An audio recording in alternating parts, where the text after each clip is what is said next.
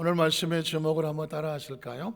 에덴의 축복을 회복하고 누리라. 에덴의 축복을 회복하고 누리라. 이런 제목으로 말씀의 은혜를 나누길 원합니다. 어쩌면 좀 고통스러운 질문이 될 수가 있는데 까마득하기도 하고요. 내가 태어났을 때 우리 엄마 아빠가 얼마나 기뻐했는지 기억이 난다. 안 납니까? 내가 태어났는데 아마 그때는 잘 기억이 안 나는.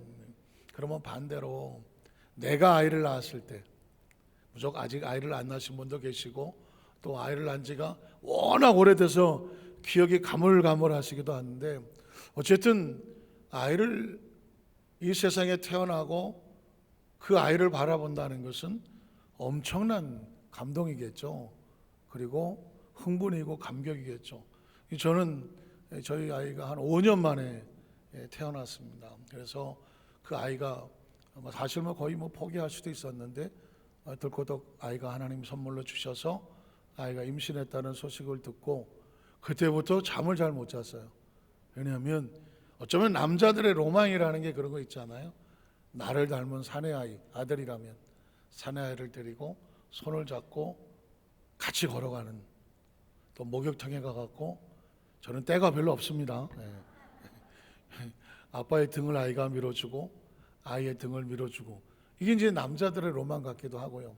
만약에 내가 엄마라면, 딸이라면, 날 닮은 딸이 있다면 딸이 머리가 제법 길어서 머리를 감기고 빗어주고 따주고 리본을 해주고 예쁜 치마와 리본 이런 거, 이런 어떤 생각을 한다는 것은 상당히 어떻게 보면은, 물론 지금도 그 자식 때문에 내가 좀 죽겠다고 그러실 분도 없진 않겠지만, 뭔가 새롭게 처음에 뭔가를 태어나서 준비한다는 건 굉장한 감동이죠. 요즘은 아이를 또 잘 안 낳고 하긴 하니까는 반려견을 또 이렇게 딱 새로 사갖고 그걸 준비하느라고 너무너무 행복해 하시는 분들도 있단 말이죠. 성경에 보면 하나님이 아담과 하와를 최초로 사람을 지으시려고 할 때에 그때 하나님 마음은 어땠을까? 혹시 상상해 보셨습니까? 저는 성경을 읽다가 깜짝 놀란 것은 하나님이 흥분하셔갖고 너무 좋으셔갖고 막 기뻐하고 즐거워하며 사람을 지으셨을 때의 마음을 느낄 수가 있습니다. 창세기 1장 26절에 보니까 하나님이 이르시되 우리의 형상을 따라 우리의 모양대로 우리가 무엇을 만들자? 사람을 만드는. 여러분, 이 장면은 이제 인간이라고 하는 존재가 하나님의 생각 속에, 사고 속에 들어와서 하나님의 마음에 작정을 해서 사람을 만들까? 라고 하는 흥분된 마음입니다. 그냥 문자가 기록됐다고 해서 하나님이 이러시되 우리의 형상을 따라 이렇게 읽어지는 게 아니죠. 성부와 성자와 성령 하나님이 갑자기 어느 순간에, 우리가 상상할 수 없는 순간에, 이 생각이 없으면 인간은 존재하지 않죠. 하나님의 생각과 사고 속에 우리가 우리 모양을 닮고 우리 형상을 닮은 사람이라는 것을 한번 만들까? 창조해 볼까? 그리고 그들로 뭘 하게 할까? 그 다음 절에 보면 바다의 물고기를 만들고 하늘의 새도 만들고 가축과 온 땅에 기는 모든 것들을 만들어서 그 사람으로 하여금 그것들을 다스리게 하면 어떨까? 여러분, 얼마나 흥분합니까? 얼마나 마음에 감동과 감격. 너무 멋지지 않니? 마치 성부, 성자, 성령 삼위일체 하나님께서 서로 마음을 교류하면서 이게 얼마나 신나는 일이냐, 멋진 일이냐.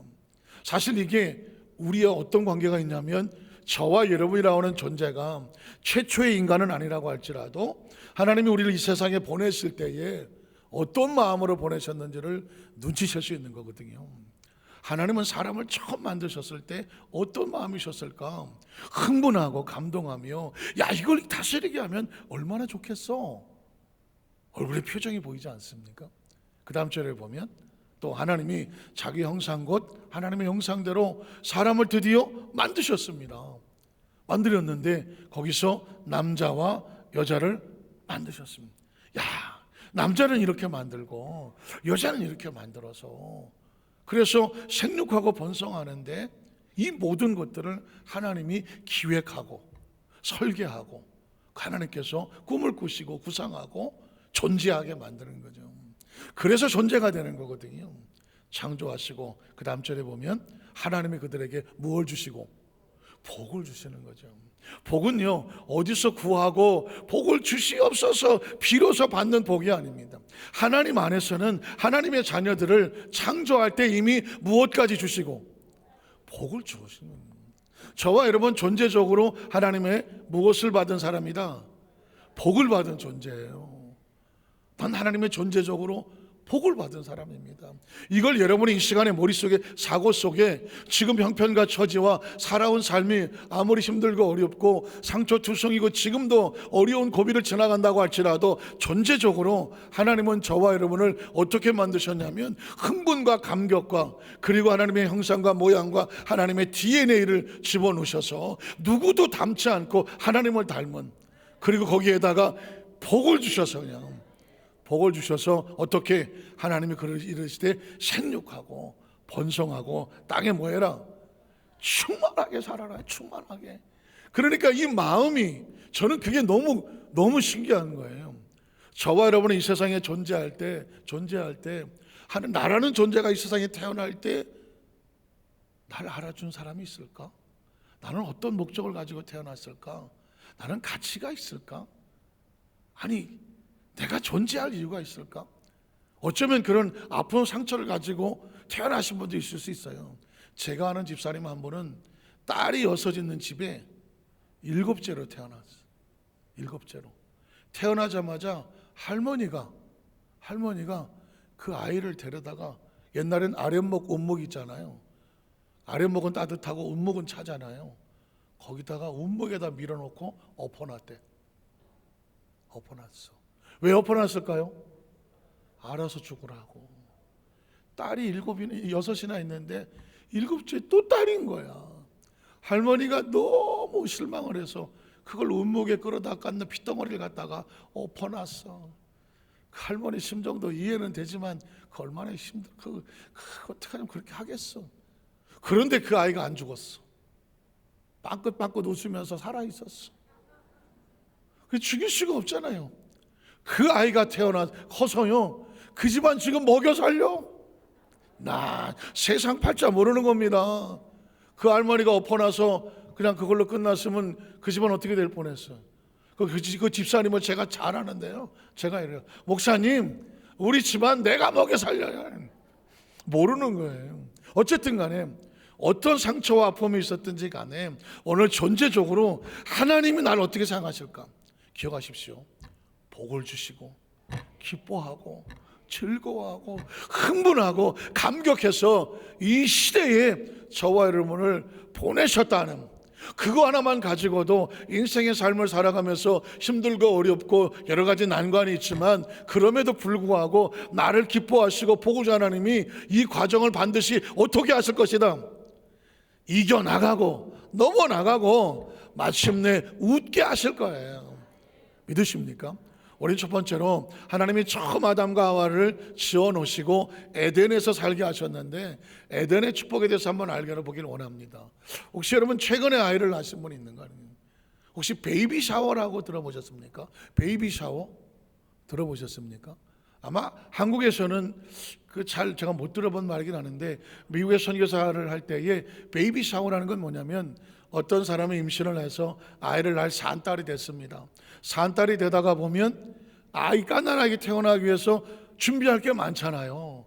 뭐가 필요합니까? 일단 아이가 태어나자마자 베네 쪼고리 입어야죠. 머리에 분 같은 거 묻혀서 덜어내야죠. 아기 안아서 입을 조그만 애기 옷 필요하죠. 잠옷 필요하죠. 평상복 필요하죠. 애기 양말 필요하죠. 애기 샴푸 따로 있어요. 자기 쓰던 거 막 빗기면 안 돼요.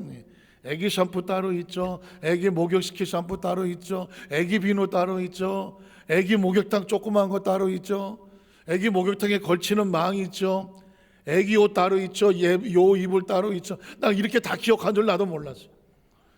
아유, 애기 모기장 있죠. 애기 방이 있어야 되죠. 애기 흔들리는 침대 있죠. 위에 모빌 달아줘야 되죠. 벽에다 뭐 붙여줘야죠. 야, 이게 보통 일이 아니야. 비저기 잔뜩 싸놔야죠. 뭐. 애기 분유 또 있죠. 이게 뭐야, 우유통 있고 공갈 젖꼭지 또 있어야죠. 그거 없으면 우울로 난리치지. 그거 다 필요하잖아요. 근데 혼자 준비하려다가 보니까 비용이 많이 드니까 친구들이 모여요. 친구들이 모여서 리스트를 다 적어. 그래갖고 야, 이거 누가 할래? 그러면 내가 할게 해갖고 그 리스트에 있는 거를 다 친구들이 나눠서 한꺼번에 그냥 소나기 내리는 것처럼 싸다 줘. 그걸 베이비 샤워라고 하거든요. 그러니까 마치 서로 도와주는 거죠. 여러분, 아담과 하와를 하나님이 지어 놓으시고 그냥 뻘거벗은 채로 네가 알아서 살아 이렇게 했습니까? 에덴이란 뭐냐? 하나님이 베이비 샤워를 하는 거예요. 앞으로 살아갈 때 필요한 모든 것을 하나님이 직접 만들어서 준비해 주는 게 뭐다? 에덴이라는 거죠. 창세기 2장 7절에 보니까 하나님이 땅의 흙으로 사람을 지으시고, 저는 그렇게 많이 읽었는데 이 구절을 보고 깜짝 놀랐습니다. 땅이 그대로 땅의 흙에 불과한데 흙으로 지어서 사람을 만드니까 흙 속에서 우리를 건져주신 것과 같아. 하나님 우리를 생명을 주지 않았으면 흙으로 그냥 끝나는 건데 그 흙을 모아서 형상을 만들고 거기다가 생기는 뭐냐? 하나님의 영이거든요. 하나님의 영을 불어넣으시니 사람이 흙덩어리로 전락하지 아니하고 사람이 뭐가 되더라? 생영. 제가 수도식이지만 living spirit이라고 말하는 살아 움직이는 영적인 존재가 된, 육체를 가지고 영적인 존재가 돼서 하나님과 교통하며 교제할 수 됐잖아요. 그럼 우리가 이렇게 존재만 해서 살 수 있습니까? 필요한 모든 게 필요하잖아요. 그 다음 절에 보면 그래서 하나님께서 베이비 샤워를 하는 겁니다. 하나님이 동방의 에덴이라고 하는 아름다운 동산을 창설하는 것입니다. 애기방을 만들듯이 아담과 하와를 위한 아름다운 동산을 지으셨고 그 사람을 어디 두십니까? 그 에덴에 살게 하셨습니다. 이 이야기는 뭐냐면 하나님의 마음을 느껴내셔야 돼요. 성경은요, 제가 볼 때는 하나님의 마음이에요. 저와 여러분은 이 시간에 오셔서 설교를 듣는 게 아닙니다. 목사님이 뭐라고 뭘 가르쳐 주시나 이런 걸 듣는 게 아니라 말씀을 함께 듣는 동안에 아하, 하나님의 마음이 이렇구나. 나를 향하신 이 바쁘고 중요한 시간에 열일을 제쳐 달놓고 달려와 앉아 계시는 여기 하나님의 사람들을 향한 나를 향하신 하나님의 마음을 느끼시기를 바랍니다. 아담과 하와를 해서 에덴을 준비하고 필요한 것을 만드신 하나님의 마음은 에덴 동산 아담과 하와는 샘플이에요. 아담과 하와에게 그렇게 하셨다는 얘기는 저와 여러분을 위해서 하나님이 어떻게 하신다? 그렇게 에덴을 준비하시고 우리의 삶에 필요한 것을 두시기를 원하는 겁니다.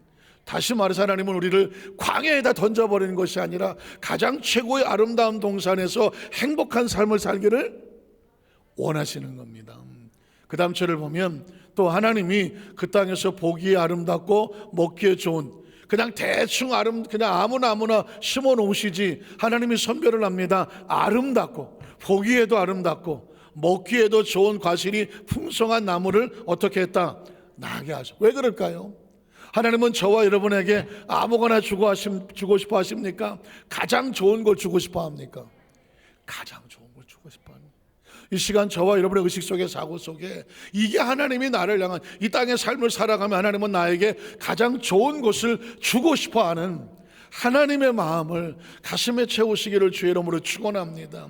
베이비 샤워할 때 그 아이를 위해서 최상의 것 준비하지 대충 싸구려 해갖고 아이에게 주는 것은 없습니다. 아이가 소중한 것만큼 가장 좋은 걸 주고 싶어 하는 거거든요. 하나님이 저와 여러분이 소중한 만큼 가장 좋은 걸 주고 싶어 하는 거예요. 그 다음 절에 보면 하나님 동산 가운데 생명나무라는 것은 아주 중요한 의미가 있습니다. 이제 우리가 존재했습니다. 이 생명이 계속 영원히 지속되기를 원할까요? 아니면 그냥 대충 어느 정도 살다가 유통기한 지났다고 폐기 처분할까요? 생명나무라는 것은 에덴 동산엔 죽음이란 단어가 없습니다. 존재적으로 하나님이 사람을 만들었을 때 죽음을 만들지 않았어요. 하나님은 존재적으로 생명나무를 통하여서 영원한 삶을 살게 되어 있어요. 영생이란 단어는 에덴에서 준비된 것입니다. 믿으십니까? 그리고 선악 알게 나무는, 이건 나중에 여러분 아시겠지만 사람이 손댈 수 없는 이유가 뭘까요? 옳고 그른 건 누가 판단합니까? 옳고 그른 건 하나님이 판단하는 겁니다. 사람이 옳고 그른 걸 판단할 능력이 없어요. 여러분, 어린아이가 막 태어났는데 태어난 아이에게, 이제 막 태어나게 네 인생이니까 네가 알아서 살아, 그런 부모가 있나요? 없습니다. 이 아이가 어느 정도 분별해서 알 때까지는 부모가 결정을 해주는 겁니다. 여러분 보십시오. 우유병, 저 우유 많이 끓여봤습니다. 아기 온도 맞춰서 탈에 대보고 이게 뜨거운지 안 뜨거운지 어느 정도인지 해서 어느 정도 이게 우유가 묽은지 안 묽은지 잘 흔들어서 그거 어떻게 해야 돼요? 적당히 먹여야 됩니다. 뜨거운 거 먹이는 부모 봤습니까? 아닙니다. 이게 뜨거운지 안 뜨거운지 적당한 온도는 아이가 합니까? 부모가 합니까? 부모가 하는 거예요. 한 번은 우리 아이가 내 지금도 그 생각만 하면, 아이들이 조용하면 뭘 합니까? 일을 저지르고 있는 중이에요. 애가 조용해. 알고 봤더니 싱크대 밑에 조그만 쓰레기통이 있는데 그 쓰레기통에다가 일회용 김, 그걸 뜯어먹고 거기다 던져버렸는데 거기에 실리카 겔이라고 하는 방부제가 있잖아. 방부제. 이게 어린아이 애기 눈에는 뭘로 보여? 반짝반짝거리는 사탕으로 보이는 거야. 이빨도 2개밖에 없어. 이게 그걸 뜯어갖고 그걸 쩝쩝거리고 먹고 있네요. 야, 얼마나 놀랐겠어요. 그냥 딱 잡자마자 어떻게 손가락 집어넣고 후비는 거지 뭐. 애는 죽는다고 난리를 치는데 제가 이거 애한테 설명해야 돼요. 어떻게 돼? 네가 말이야, 지금 사탕같이 생긴 이 방부제를 먹었어. 이걸 먹으면 조금 있으면 네가 중독이 돼서 죽어. 알았지? 지금부터 내가 입을 벌리고 손가락을 넣을 거야. 그러니까 네가 감당해야 돼. 이런 사이에 가는 거예요. 설명할 시간이 어디 있어요. 그냥 제껴갖고 손가락을 넣고 땡기는 거지. 근데 이놈의 자식이 이빨 2개 갖고 내 손가락을 물더라고. 왜 이 맛있는 사탕을 왜 못하게 하냐는 거죠. 벌써 애 얼굴이 보라색으로 이렇게 돌아가더라고. 어떻게 할 줄 몰라. 초보 아빠. 그래, 그때 지하 1층에 여의도 초원 아파트 살았는데 1층에 상가가 있어요. 쫓아가서 약국에 가서 애가 이렇게 되면 어떻게 하냐 했더니 약이 없고 무조건 물을 많이 먹이래. 물을 먹어서 중화를 시키라는 거예요. 그래, 또 가서 물을 적당히 끓여서 입을 벌려놓고 또 갖다 붓는 거지 뭐. 그 애가 또 이게 당신이 내 아빠가 맞냐고 덤벼드는 거지. 안 먹겠다는 거지. 근데 이거 어떻게 해야 돼? 이제 말이야, 네가 중독이 돼서, 이거 설명을 해야 됩니까 내가 지금? 그런 시간이 없어. 그냥 갖다 붓는 거야. 죽는다고 난리를 쳐도 그냥 갖다가 부어야 돼. 뭐 할 때까지? 얼굴에 이 보라색이 없어질 때까지. 그래서 우리 아이를 살렸다고 내가. 여러분 거예요. 박수까지 치면 이게 말이죠. 옳고 그런 건 인간이 판단할 수가 없어요. 이 만드는 우주 속에 무엇이 옳고 무엇이 그런지 어떻게 인간이 절대 진리를 인간이 몰라요. 그냥 다 자기 보기에, 내가 보기엔 이게 맞고 내가 이게 맞고 서로 자기 주장을 하지. 절대 진리와 절대 선은 인간이 만들지를 못해요. 그래서 하나님께서 말하는 겁니다. 너는 내가 준 생명과 이 에덴을 마음껏 누리면 돼. 옳고 그른 것, 해야 될 거 하지 말 거는 누가 판단할게? 내가 판단해 줄게. 그게 선악과입니다. 그러니까 이 에덴은 하나님 자기 백성에게 주시는 축복이고요. 그 다음 절에 보면 강이 에덴에서 흘러나와 동산을 적시고 거기서부터 갈라져 네 건을 되는데 이젠 산만 있는 것이 아니라 강도, 아름다운 강이 흘러넘치게 되고, 또 그 다음 절에 보면 야훼 하나님이 그 사람을 이끌어 에덴 동산에 두어 곳을 경작하며 이제는 마음껏 지킬 수 있는 권한을 넘겨주는 겁니다. 그리고 그 다음 절에 보면 하나님이 가서 명하이르시되 동산 각종 나무 열매를 내가 마음껏 먹을 수 있도록 허락해 준 겁니다. 자, 이건 뭐냐면, 이 에덴 동산의 의미는 뭐냐면, 하나님께서 저와 여러분을 이 땅에 보내셨을 때 나는 네가 이렇게 에덴의 축복을 누리며 살기를 원한다. 이게 하나님의 마음입니다. 아까도 제가 처음 말씀드렸지만 나는 왜 태어났나? 이런 힘들고 어렵고, 내가 부모도 잘못 만났고, 내가 재수도 없고, 운도 안 좋고, 팔자도 사납고, 되는 일도 없고, 난 정말 이때까지 힘들게 살아왔어요. 목사님, 날 몰라서 그렇죠. 난 정말 힘들었어요. 혹시 그러신 분이 계시다고 할지라도 누구도 내 사정을 알아주지 않을지 몰라도 하나님은 성경에 이렇게 말해. 내가 너를 이 땅에 보낸 것은 이 에덴이라고 하는 축복의 삶 가운데 최상의 삶을 살게 하려고 너를 보낸 거야. 이게 하나님의 마음이라는 사실을 꼭 기억하시기를 바랍니다. 살아야 될 이유가 있고 복을 받아야 될 이유가 있고 복 있는 존재가 있고 지금은 힘들고 어렵다고 할지라도 하나님이 어떻게 해서든 하나님께서 그 아름답고 축복된 모습으로 회복을 시켜주기를 원하셔. 믿으십니까?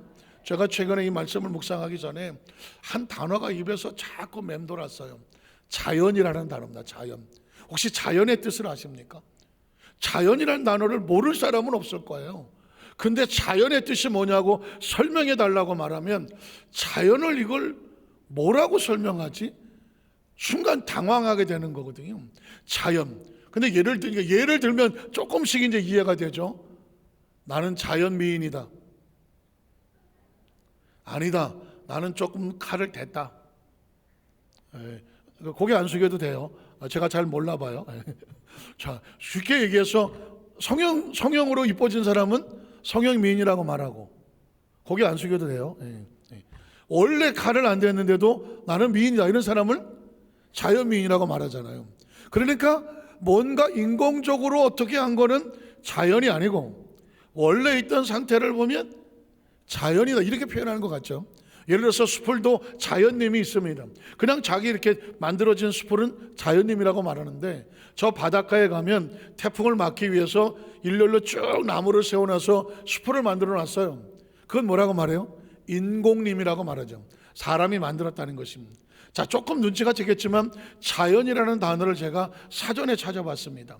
사전에 찾아봤더니 이렇게 써 있어요. 저절로 되어진 원래 상태. 혹시 여러분 어떤 단어가 의심스럽습니까? 저절로 되어진 원래 상태가 자연이라는 뜻이라는 거예요. 그리고 자연에는 반드시 따라 붙이는 단어 하나가 있는데 섭리가 있어. 자연의 섭리야. 그럼 자연의 섭리는 무슨 뜻일까요? 저절로 되어진 그 상태의 원리와 법칙, 이걸 자연의 섭리라고 말하더라고요. 그래서 여러분 자연의 섭리를 어기면 안 된다. 그건 자연의 섭리니까 그대로 알아 하잖아요. 그런데 여러분 이해가 됩니까?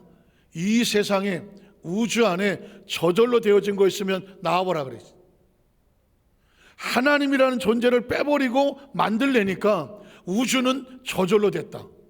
태양도 저절로 존재했다. 저절로 돌고 있다. 저절로 불타고 있다. 지구도 저절로 생겼다. 저절로 돌고 있다. 해와 달과 별뿐만 아니라 땅에 있는 모든 조리와 어리와 모든 육류, 모든 짐승들 다 저절로 생겼다. 인간도 저절로 생겼다. 이게 말이 됩니까? 이 땅에 저절로 생기는 게 있을까요? 근데 인간이 말할 수 있는 건 이거밖에 없어. 왜? 인간은 창조주가 아니고 인간도 피조물이기 때문에 이게 어떻게 생겼는지 알 수가 없어. 여기에 반드시 존재해야 될 단어가 누구예요? 하나님이죠. 창조주가 존재를 해야 하나님이 만들어 놓은 원래의 상태, 이걸 자연이라고 말하는 거죠.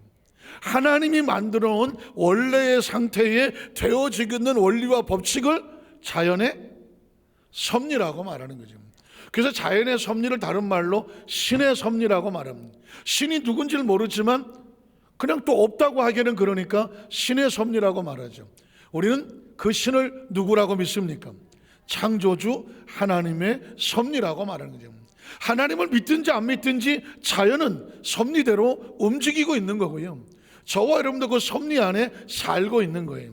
에덴의 축복이란 에덴은 뭐냐? 하나님이 저와 여러분에게 너는 이렇게 살아라. 이게 하나님의 섭리요 자연스러운 거예요. 저와 여러분 하나님께 복을 받고 에덴과 같은 축복을 누리고 사는 것이 자연의 섭리야. 하나님의 섭리야. 제가 여러분이 왜 이 말 앞에도 감히 쉽게 아멘을 못하고 자신 있게 못하는 이유가 우리는 그동안 너무도 이 마음속에 너 같은 게 뭐가 되겠어? 네가 잘 될 줄 알아? 야, 네가 뭘 가진 게 있어? 네 어쩌고 저쩌고 하면 온갖 절망과 좌절과 그리고 열등감과 상처와 부정적인 소리와 파괴적인 소리와 고통의 소리와 이런 이 찌그러진 자화상이 우리를 꽉 들어앉혀 있다. 내가 잘 될 리가 있겠어? 나 같은 사람이 아유, 스스로도 자기가 잘 될 거라는 인식이 없는 거예요. 오늘 이 시간에 여러분의 마음속의 생각 속에 하나님이 선포하십니다. 그거 자연 아니야. 그 마음속의 절망과 좌절과 아픔과 상처와 마음에 가진 우울증과 실패와 열등감과 마음에 가진 모든 부정적인 생각, 하나님 말씀 그거 자연스러운 거 아니야. 그 자연스러운 건 뭐냐? 하나님이 너를 사랑하시고 너를 만드시고 너를 기뻐하시고 너를 즐거워하시고 너에게 복을 주시고 너를 통하여 하나님이 하고 싶은 일이 있어. 그게 뭐야? 그게 자연스러운 거야.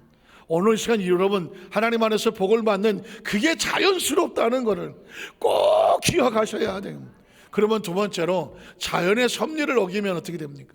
자연의 섭리를 훼손하고 거기에 역으로 달라지면 어떻게 됩니까? 대가를 지불하게 되죠. 에덴을 왜 상실했을까? 하나님의 섭리를 어기게 되니까 에덴을 상실하는 겁니다. 이 세상에 죄란 딴 게 아닙니다. 자연의 섭리를 어기는 게 죄입니다. 자연을 훼손하면 대가를 지불하잖아요. 내가 하나님의 섭리를 벗어나기 때문에 대가를 받는 게 심판이라고 하는 거죠. 하나님은 사람을 심판하지 않습니다.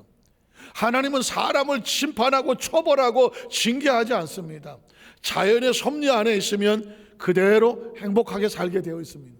섭리를 벗어나기 때문에 대가를 지불하는 겁니다. 사고가 나는 것입니다. 자, 아담과 하와는 왜 에덴을 상실했을까? 창세기 3장 1절로 5절에 보면 그런데 뱀은 야훼 하나님이 지으신 들짐승 중에 가장 간교하더라. 뱀이 여자에게 물어 이르되 하나님이 참으로 너에게 동산 모든 나무 열매를 먹지 말라고 하더냐? 하와에게 대화를 요구하는데 뱀의 목적은 딱 하나입니다. 자연의 섭리를 어기게 하는 거죠. 하나님의 섭리만 어기면 그냥 스스로 무너지니까. 자, 그랬더니 하와가 대답을 하죠. 여자가 뱀에게 말하되 동산 나무 열매는 우리가 먹을 수 있으나 동산 중앙의 나무 열매는 하나님의 말씀에 너희는 먹지도 말고 만지지도 말라. 너희가 죽을까 하노라. 하나님의 섭리를 어기면 선악을 네가 스스로 판단하면 반드시 너는 무너지게 되어 있어. 이게 섭리예요. 자, 그랬더니 그 다음 절에 보니까 뱀이 여자에게 이르되 너희가 결코 죽지 아니하리라. 하나님의 섭리에 정반대되는 거스리는 말을 하는 겁니다. 유혹은 딴 게 아닙니다. 여러분 보십시오. 이제까지 삶을 살면서 죄를 지어 본 적이 한 번도 없다. 죄를 지어 암지껏 못 살. 저도 손을 들 수가 없는 사람이에요. 우리가 죄를 지을 때 왜 그렇습니까? 육신의 정욕과 안목의 정욕과 이성의 자랑이 우리가 막 욕심이 탐욕이 마음속에 하나님의 섭리를 알아도 그래도 이 정도는 괜찮지 않을까? 섭리 바깥으로 나가잖아요. 혹시 이 정도는 내가 이거 아니면 안 하려고 몸부림을 치고 저항을 하지만 그 욕심이 튀쳐나가서 덜커덕 어떤 일을 저지르거나 그 섭리 바깥으로 튀쳐나가면 뭐가 있을까요? 바로 대가가 있는 거예요. 유혹은 딴 게 아닙니다. 하나님의 섭리를 어기라고 하는 겁니다. 어기라고 자꾸 충동하는 겁니다. 지금 뱀은 하와에게 하나님의 섭리를 어기라고 충동하죠. 그랬더니 그 다음 절에 보니까 너희가 그것을 먹는 날은 너희 눈이 밝아져서 하나님과 같이 되어 하나님이 필요 없는 존재가 되는 선악을 알 줄 하나님이 아심이니라. 그랬더니 그 다음 절에 보니까 여자가 그 나무를 본즉 뭐가 생깁니까? 먹음직하다, 보암직도 하다, 지혜롭게 할 만큼 탐이 뭐예요? 욕심이 생겼다는 거죠. 그러니까 어떻게 먹고 싶다, 따먹고 싶다, 저거를 어떻게 내가 마음대로 하고 싶다. 하나님의 섭리를 거스리게 되잖아요. 그랬더니 어떻게 될까요? 그 섭리를 거리고 먹었습니다. 남편에게 주었습니다. 섭리를 거스렸습니다. 그랬더니 어떻게 될까요? 결과 이에 그들은 밝아져서 자기들이 벗은 줄 알고 무화과 나무 잎을 엮고 치마로 삼았더라. 자기들의 부끄러움을 감추기 시작했더라. 그들이 그날 바람이 불 때에 동산에 거니시는 야훼 하나님의 소리를 듣고 어떻게 됐을까요? 아담과 그의 아내가 야훼 하나님의 낯을 피하여 어떻게 돼요? 동산 나무 사이에 숨었습니다. 이 이야기는 하나님과 만날 수가 없었던 겁니다. 여러분, 신앙생활하면서 가장 비참하고 처참한 게 하나님 앞에 나오고 싶은데 애시당초 하나님을 안 믿었으면 뭐 얘기할 것도 없고 예수를 잘 믿었는데 어느 날 내가 육신의 정욕과 안목의 정욕과 이생의 자랑, 하나님의 섭리를 어기고 무너져 본 경험이 있는 사람, 그때 경험 기억하십니까? 육신적으로는 쾌락을 즐기고 마음엔 원하는 대로 하고 하나님 말씀을 따라서 내가 내 마음대로 했다고 했는데 그때 영혼이 피투성이로 추락하는 걸 느껴보셨습니까? 기도할 수 없고 찬양할 수 없고 예배를 나올 수가 없고 저 안쪽 구덩이에 숨어서 하나님, 내가 나가고 싶은데 교회 가야 되는데 내가 못 가고 있어요. 교회도요, 여러분, 하나님의 마음에 감동을 주시고 힘을 주셔야 나와요. 교회는 절대로 아무나 못 나와요. 그걸 어떻게 이렇게 잘하냐고요? 저도 해봤어요. 제가 20대의 젊은 나이에 그 신앙생활에 절망이 와갖고 무너져 버렸어요. 무너졌어. 그리고 그냥 엉망진창으로 세상 친구들하고 어울려 다니다 보니 주일이 와도 지나가고 그래서 한 1년 가까이 교회를 못 나갔어요. 왜? 내가 신앙이 무너지니까. 그런데 이게 교회를 안 가면 편할 것 같아요. 하나님의 사람이 하나님과 관계가 끊어지면 주일날 교회 안 가니까 편하다. 늦잠 자고 좋을 것 같죠. 영혼이 피투성이가 돼서 울고 내 속에서 피투성이로 오는데 견딜 수가 없어요. 어느 날 교회 종소리를 들으면서 제가 하나님 앞에 꼬꾸라집니다. 하나님, 갈게요. 그리고 하나님 앞에 나갔어. 그리고 앉으니까 영혼이 피투성이로 울기 시작하는데 진짜 막 하나님 앞에 울고, 그리고 나서 회개하고 나니까 그때 주는 자유함이 이루 말할 수가 없어요. 사람은 육신이 자유하고 마음이 자유해야 사는 게 아니에요. 영혼이 자유해야 사는 거예요. 여러분 보십시오. 지금 아담과 하와가 하나님의 낯을 피하여서 그 나무 그늘에 숨어 있어요. 누가 영화 하나 만들어 봐요. 그 숨어 있는 아담과 하와의 표정을 한번 만들어 보라고. 아마 피투성이로 처참하게 일그러졌을 겁니다. 아담과 하와 그런 상황입니다. 자, 그랬더니 그 다음 절에 또 보면 16절에 하와가 받은 고통입니다. 이런 말씀드렸습니다. 하나님의 섭리를 벗어나면 피투성의 대가를 치르게 되는데 하와가 받은 대가죠. 또 여자에게 내가 내게 임신하는 고통을 크게 더하리니 내가 수고하고 자식을 낳을 것이며 너는 남편을 원하고 남편은 너를 다스릴 것이다. 그 다음 절에 보면 아담이 당한 그런 대가죠. 아담에게 이르시되 내가 네 아내의 말을 듣고 내가 내게 먹지 말라 나무 열매를 먹었은즉 땅은 너로 말미암아 저주를 받고 너는 내 평생에 수고하여 그 소산을 먹으리라. 땅이 내게 가시덤불과 엉겅퀴를 낼 것이라. 내가 먹을 것은 밭의 채소인즉 내가 흙으로 돌아갈 때까지 얼굴에 땀을 흘려 먹을 것을 먹으리니 어디로 가라. 내가 가서 취함을 입었음이라. 너는 흙이니 흙으로 돌아가라. 여러분 보십시오. 에덴의 정반대적인 사건이 벌어지잖아요.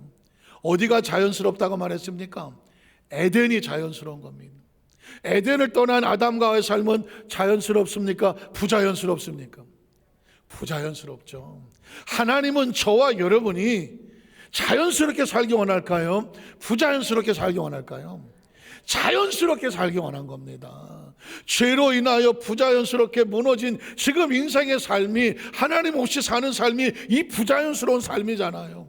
그러면 어떻게 우리가 자연스러운 삶으로 돌아갈 수 있을까? 그래서 예수를 믿는 겁니다. 세 번째로 예수 그리스도 있나요? 에덴의 축복을 회복하고 누릴 수 있는 겁니다. 사실은 제가 여러분에게 질문을 좀 드리고 싶었어요. 예수를 왜 믿습니까? 예수를 왜 믿습니까? 아니, 예수를 수십 년 믿은 우리 장로님, 권사님, 또 집사님, 성님들 계신데 여러분에게 예수를 왜 믿냐고 물으면 그건 예의에서 벗어나지 않습니까? 이렇게 물을지도 몰라요. 정말 알고 싶어요. 예수를 왜 믿습니까? 그럼 아마 여러분이 여러 가지로 막 집에서 맴돌 거예요. 이래서 하죠. 제가 그러면 두 번째 질문, 그 믿는다는 믿음의 정의를 내려보면 믿음이 뭡니까? 아니, 이게 갈수록 태산이네. 이게 뭐 믿음이 뭐냐고 또 물으면 그런 걸 뭘 꼬치꼬치 묻냐고 또 저한테 그럴지 몰라요. 제가 예수를 왜 믿는지, 믿음이란 뭔지 요한복음 3장 16절을 들어서 예를 들어보겠습니다. 하나님이 세상을 이처럼 사랑하셨음. 이 세상은 아까 부자연스럽게 피투성이 저주와 죄와 저주와 절망과 죽음의 그런 부자연스러운 삶인데, 하나님은 그 부자연스러운 삶의 모습도 버려두지 아니하고 사랑하셨음.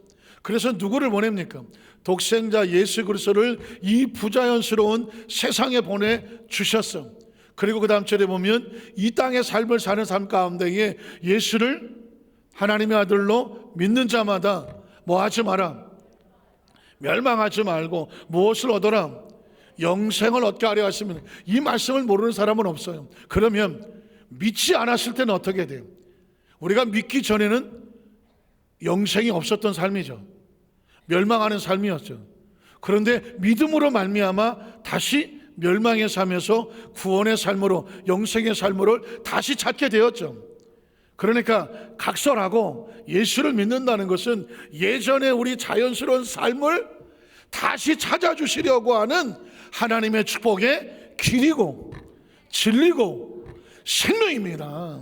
아주 단순하게 예수를 왜 믿느냐? 하나님께서 우리에게 주신 그 길과 진리와 생명으로 애시당초 에덴에 주셨던 그 축복의 삶을, 하나님이 주셨던 원하시는 삶을 다시 뭐 하려고? 회복하고 찾으려고 누구를 믿습니까? 예수를 믿는 겁니다. 왜냐하면 그게 누구의 뜻이냐면 하나님의 뜻인 거예요. 마치 잃어버린 아들을 찾아서 기다리는 아버지의 심정처럼, 그 아들이 돌아오기만을 기다리는 아버지의 심정. 왜 돌아오기를 원합니까? 왜 나가서 너 사서 고생을 하냐? 섭리를 벗어나서 고생을 하냐? 들어와서 나와 함께 아버지 것을 원래의 모습대로 회복하고 누리는 것이 누구의 심정이다? 하나님의 심정이에요. 전 우리 여도수 만사교회 성도들이 각자의 삶을 살아가도 문득문득 하나님은 나를 항상 부르시고 계신다. 아들아, 딸아, 나는 네가 내 안에서 에덴에 처음 창조했던 그 축복의 삶을 네가 이 땅에 사는 동안에도 누리며 살기 원한다. 나는 네가 행복하기 원한다. 네가 강건하기를 원한다. 네가 부유하기를 원한다. 천국을 소유한 백성의 자녀답게 살기를 원한다. 이게 하나님의 마음이에요. 제가 성경을 읽어드리고 말씀하겠습니다. 요한복음 1장 12절을 보십시오. 영접하는 자, 곧 그름을 믿는 자들에게는 하나님의 자녀가 되는 권세. 하나님의 자녀가 되는 권세는 원래 우린 하나님의 자녀였어요. 우리가 하나님한테 입양시켜달라는 거 아니에요. 원래 자리로 돌아가는 거예요. 믿으십니까? 자, 마태복음 1장 21절에 보면 아들을 낳으는 이름을 예수라 하라. 이는 그가 자기 백성을 그들의 죄에서 뭐합니까? 구원하지 않. 예수를 믿으면 우리에게 원래 있었던 구원의 자리로 돌아가는 거예요. 로마서 6장 19절 21절에 보면 너 육신이 연약함으로 내가 사람의 애들을 말하노니, 전에는 예수를 믿기 전에는 너희가 너희 지체를 부정과 불법에 내어주셔서 엉망진창 불법으로 이른 것 같이 이제는 예수 안에 들어오면 너희 지체를 의에게 종으로 내주어 거룩함에 이르게 된다. 또 그 다음 절에 보면 너희가 예전에 예수 믿기 전에 죄의 종이 되었을 때는 의가 뭐야? 그냥 엉망진창으로 자유롭게 살았다. 그런데 너희가 그때 무슨 열매를 맺었느냐? 이제는 너희가 그를 부끄러워하노니 그 죄의 마지막은 뭐다? 사망이다. 그런데 이제는 너희가 죄로부터 해방되고 누구로 인하여? 예수 그리스도로 인하여 해방되고 하나님의 종이라고 말할 때는 소속을 말하는 거고, 거룩함에 이르는 열매를 맺었으니 이제는 그 마지막은 뭐다? 영생이라고 말하는 거예요. 그러니까 영생은 아까도 말했지만 에덴 동산에 무슨 나무가 있었다? 생명나무가 있었다. 원래 죽음이 없는 존재예요. 여러분 혹시 아십니까? 인간은 존재적으로 죽지 않게 태어났다는 것을. 그래서 최근에 제가 지난 주일날에 말씀을 드렸나요? 최근에 제가 의학자들이 말한 걸 보니까 인간의 나이가 많아 늙어지는 건 노화는 자연스러운 게 아니라 질병이라고 말하는 거예요. 노화는 치료가 돼야 된대. 노화를, 그러니까 우리 여도수 환사교회 성도들은 절대 이 말을 하면 안 돼. 아, 나이 먹어서 그래 하지 않는다. 나이는 못 속여 이 말도 하지 않는다. 하지 않는다. 왜? 나이를 먹어도 얼마든지 건강할 수 있으며 얼마든지 지혜로울 수 있으며 얼마든지 들순할 수 있다. 갈라파고스에 가서 보니까 200년 된 거북이가 있더라. 그 거북이하고 20년 된 거북이를 비교해 볼 때 생체 능력을 그랬더니 별 차이가 안 난대. 200년 된 거북이가 가는 거나 20년 된 거북이 가는 거나 신체 능력에 별 차이가 안 나. 의사들이 의학계 깜짝 놀란 거야. 어떻게 이럴 수 있지? 200년 된 거북이는 거의 뭐 거동을 안 해야지, 20년 된 건 펄펄해야지. 이게 우리 생각이잖아요. 그런데 깜짝 놀라. 200년 된 거나 20년 된 거나 움직이는데 별 차이가 안 나. 왜 이런 일이 벌어날까? 알고 보니까 200년 된 거북이가 안 늙고 있어. 세월이 20년 갔을, 200년 갔을 뿐이야. 그러니까 인간에게도 이런 DNA를 찾아보자. 왜 인간은 나이 먹어서 그래? 아이, 세월을 못 쓰겨.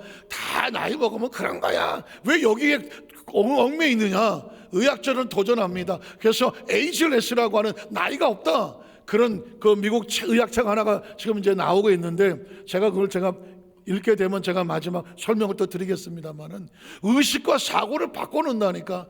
전 그게 성경적이라고 봅니다. 처음 하나님 만졌을 때 생명나무가 있다는 것은 인간은 존재적으로 죽음이 없었고 늙지 않게 만들었어요.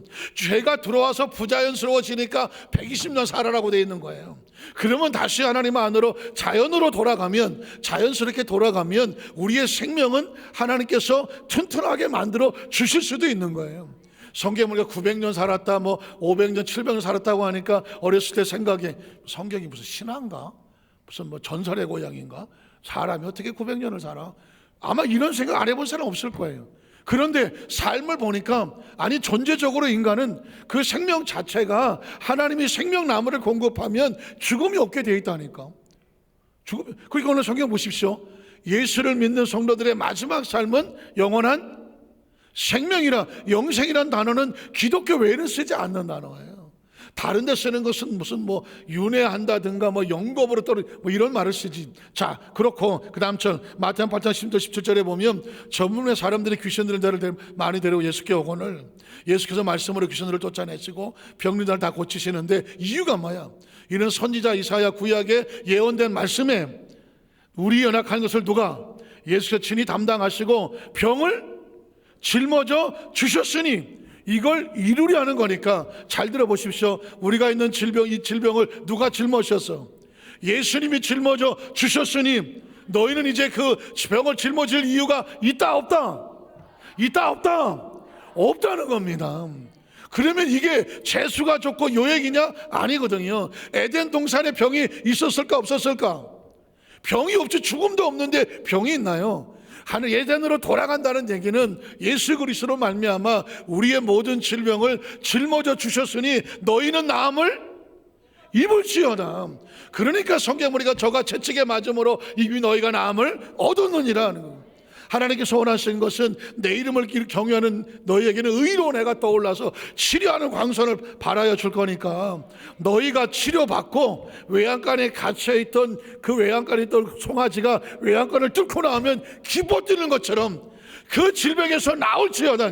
당뇨병에서 나오고, 고혈압에서 나오고, 암덩어리에서 나오고, 신경통에서 나오고, 위궤양에서 나오고, 여러분 가지고 있는 구석구석 병이 외양간 같이 묶어놓고 있잖아. 그 중풍병에서 나오고, 뭐 류마티즘, 그 관절염에서 나올지어다. 이게 성경에 예수님을 통하여 저가 채찍에 맞음으로 너희가 나음을 입을지어다, 그게 하는 거예요. 우리 옆에 분 한번 축복해 주세요. 예수님 안에서 나왔습니다. 자유하십시오. 하나님의 뜻입니다. 물론 머리는 생각합니다. 당뇨병은 안 나, 고혈압은 안 나, 아예 암이 쉽게 나겠어? 머리는 말합니다. 그러나 우리는 이 부자연스러운 것을 자연스러워 돌리는 게 예수님이거든. 믿으십니까? 지금 당장은 혹시 이해가 안 되더라도, 혹시 안 믿어지더라도, 세월이 지나서 어느 순간에 그 여의도 순복 안산교회 김유희 목사가 강단에서 막 침이 튀도록 외치더라. 예수님 원하는 것은 나음을 얻으라고 하더라. 그게 말씀이 살아서 움직여지거든. 그 말씀 붙잡고 그 말씀을 믿는다고 고백을 하십시오. 말씀은, 제가 강단에 선포한 말씀은 세월이 지나도 여러분의 의식 속에 남아있거든. 언젠가 여러분에게 부딪히거든. 지금 부딪히는 사람은 지금 나을 것이고, 가다가 부딪히는 사람은 가다가 나을 것이고, 그 말씀이 부딪힌 사람에게는 치료 역사가 나타납니다. 믿으십니까? 그 얘기를 성경은 계속 회복을 말하는 겁니다. 갈라디아 3장 8절로 9절에 보면 하나님이 이방을 믿음으로 말미암아 의로 정하실 것을 성경이 미리 알고 또 먼저 아브라함에게 복음을 전하되 모든 이방인이 너로 말미암아 무엇을 받으리라? 복을 받으리라. 여러분 보십시오. 성경은 우리에게 복을 구걸하고 다니라는 말은 한 군데도 없습니다. 복 있는 사람이고 복을 받을지어다 했고 애상초포 에덴에도 하나님 그들에게 복을 주시고 창조하셨습니다. 저와 여러분 존재적으로 복 가운데 태어났습니다. 아유 지지려도 복도 없는 년이 아니라니까. 세상에 나 제일 듣기 싫은 게 그거예요. 남편 복도 없는 년이 자식 복도 없어갖고 그걸 어렸을 때 동네 아줌마들은 뭐냐. 우리는 그게 무슨 말인지 몰라갖고 왜 서로 욕을 하고 계시나 그랬네요. 그게 보니까 자기 신세를 한탄하는 거예요. 여러분 기억하십시오. 존재적으로 하나님은 이래도 복이 있고 저래도 복이 있는 거예요. 제가 막 시간에 쫓겨서 있는 거야 그냥 하여튼 간에. 그 다음 절로 13절로 14절을 보면 그리스도께서 우리를 저주를 받은 바 되사 율법의 저주에서 우리를 속량하셨으니 기록된 바 나무에 달린 자마다 저주하는 자를 예수가 십자가에 달린 이후 십자가를 바라볼 때마다 그리스도 예수 안에서 아브라함의 복이 이방인에게 미치게 하시려고 하는 거다. 우리라 이거 믿음으로 말미암아 성령 약속을 받게 하려 함이라. 요한복음 14장 1절로 3절 마지막 절입니다. 너희는 마음에 근심하지 말아라. 하나님을 믿으니 또 나를 믿어라. 내 아버지 집에 걸 것이 많도다. 그렇지 않았으면 너희에게 일렀으리라. 내가 너를 위해서 거처를 예비하러 가노니 내가 가서 거처를 예비하면 내가 다시 와서 너희를 내게로 영접하여 나 있는 곳에 너희도 있게 하리라. 여러분 천국은 걱정할 이유가 없는 거예요. 천국은 예수 그리스도로 말미암아 우리에게 회복이 되는 거예요. 천국은 어려운 곳이 아니라 원래 있던 에덴이에요. 하나님과 같이 있는 곳이 천국이거든. 그러니까 내가 죽으면 천국 갈까 말까 이런 얘기를 물어볼 것도 없어. 예수님을 그지로 믿으시면 아멘 하시기 바랍니다. 예수로 말미암아 회복되어 가는 곳이 뭐야? 천국인 거죠. 말씀을 정리하기를 원합니다. 최근에 제가 증산도에 대한 책을 읽게 되고 안상홍 또 하나님의 교회 등을 알게 되고 신천지 여러분 다 아시는데 깜짝 놀랐어요. 나는 대한민국이 이렇게 위대한 줄 몰랐어. 대한민국 해야 돼. 알고 보니까 증산도는 1871년에 강증산이라는 사람이 참 옥황상제에게 성령을 받았대. 그러면서 뭐라고 하면 나는 하나님이 몸을 입고 이 땅에 왔다. 내가 하나님이다. 우주의 모든 것은 내가 주관한다. 이게 증산교야. 그걸 믿고 천지가 개벽할 때니 증산돼서 주는 주문을 외워야 살아난다. 이게 증산다. 살아계신 아버지가 대한민국에 있어. 신천지는 교주가 보혜사 성령님이야. 살아계신 성령님이 대한민국에 있어. 안상홍 하나님의 교회 가다 하나님의 교회 써붙인 거 보셨죠? 여긴 안상홍은 어떤 사람이냐면 2000년 전에 예수님이 육신을 입고 이 땅에 오셨던 것처럼 그 약속대로 이 마지막 때에 재림 예수라고 육신의 몸을 입은 예수님이래. 근데 그 안상홍은 죽었어. 그랬더니 죽으면서 또 우리 부인이 보이는 예수님이라고 그랬고 또 이제 어머니 하나님이래. 안상홍의 부활을 기다린대. 가만히 보니까 대한민국에 살아계신 하나님이 계시고 살아계신 예수님이 계시고 보이는 성령님이 계시고 이야 대한민국에 삼위일체 하나님이 다 여기 와 있어. 천국은 텅텅 비었나 봐. 근데 그 삼위일체 하나님 세 분이 안 친해. 뭐야 이게. 여러분 눈물 나는 이야기 아닙니까? 사람들이 아파요. 힘들고요. 불안하고 초조해요. 하나님이 보인다니까 거길 찾아가요.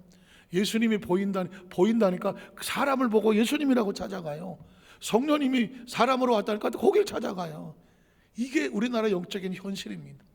처절하게 제가 마음에 통곡이 나오더라고요. 우리 여주 수목 안산교회 성도들이 오순절날 마가다락방에 성령 받은 120분도 같이 성령으로 충만하고 영권으로 충만하고 말씀을 칼날같이 알고 우리가 예수를 왜 믿는지 예수가 누구인지 정확하게 알아서 그 말씀을 붙잡고 이 세상에 이미 믿지 않는 사람에게는 구원의 손길을 베풀어야 되고 잘못 가고 있는 사람이 잘못 믿으면 알려줄 수 있는 올바른 이정표가 돼야 되고 지시등이 돼야 돼요. 저와 여러분 살아 존재하는 동안에 우리는 정확하게 확실히 이 에덴의 회복을 가슴에 품고 누리면서 알지 못하는 사람들에게 가르쳐 줄 수 있는 믿음의 성도님들이 되시기를 주님의 이름으로 간절히 축원합니다. 기도하겠습니다.